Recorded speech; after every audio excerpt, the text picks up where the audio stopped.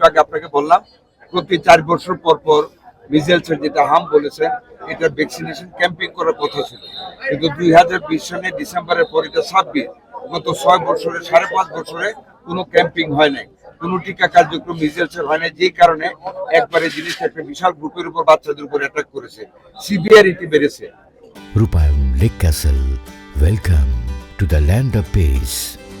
এটাই হলো কারণ, বিগত 2টা সরকারের সম্পূর্ণ ব্যর্থতা টিকা না দেওয়ার জন্য এই মিজেলসের এই প্রাদুর্ভাবটা ঘটেছে। ইনশাল্লাহ আমরা এখন সারা দেশব্যাপী টিকা দিচ্ছি। এই মাসের 4 তারিখ থেকে আমরা প্রথম 18টি জেলার 30টা উপজেলায় শুরু করেছি ওয়ার্ল্ড হেলথ অর্গানাইজেশনের পরামর্শ অনুযায়ী। 12 তারিখে আমরা ঢাকা সিটি কর্পোরেশন, উত্তর, দক্ষিণ, ময়মনসিংহ, বরিশাল 4টা সিটি কর্পোরেশন একতালে আমরা শুরু করেছি।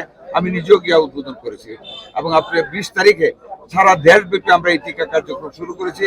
আমাদের মাননীয় প্রধানমন্ত্রী বগুড়ায় সেই কার্যক্রমের উদ্বোধন করেছেন, আমরাও বিভিন্ন স্থানে আমরা উদ্বোধন করেছি। আমরা আশা করি এটা আর বাড়তে পারবে না, ইনশাআল্লাহ। দোয়া রাখবেন, আপনারা সহযোগিতা করবেন।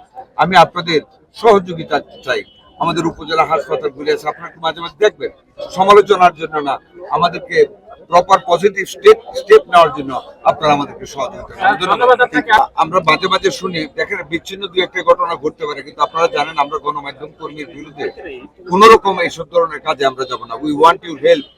আমাদের মাননীয় প্রধানমন্ত্রী বলেছেন আপনারা কাজ করে দেন, যদি আপনারা কোনো প্রবলেম ফিল করেন আমাকে জানাবেন, আমি মাননীয় প্রধানমন্ত্রীর নজর আমাদের এমপিরা মুন্সিগঞ্জ স্বাস্থ্য বিভাগ তার কাছে 35 বছর ধরে জিম্মি, সে 1.5 বছর জেল খাটছে সৌদি আরবে একটা জেলখানায়, তারপর সে বহুত বিকাশ কি করেন উনি? স্যার বিজান তৃতীয় শ্রেণী কর্মকর্তা স্টেনোসাইটিস তিনি সিভিল সার্জন দেখতেছি এখন। হ্যাঁ চলছে, যে ডিসির মধ্যে বললেন যে তদন্ত চলছে, আমি আরো ফার্দার দেখে যাবো। সরকারি অ্যাম্বুলেন্স থাকা সত্ত্বেও কিন্তু কোনো সেবা পাচ্ছে না। এখানে রোগীদেরকে দুর্নীতি করে এটা দেখতেছি, আমরা বলেছি একটা প্রবলেম আছে, আমরা দেখি। ধন্যবাদ।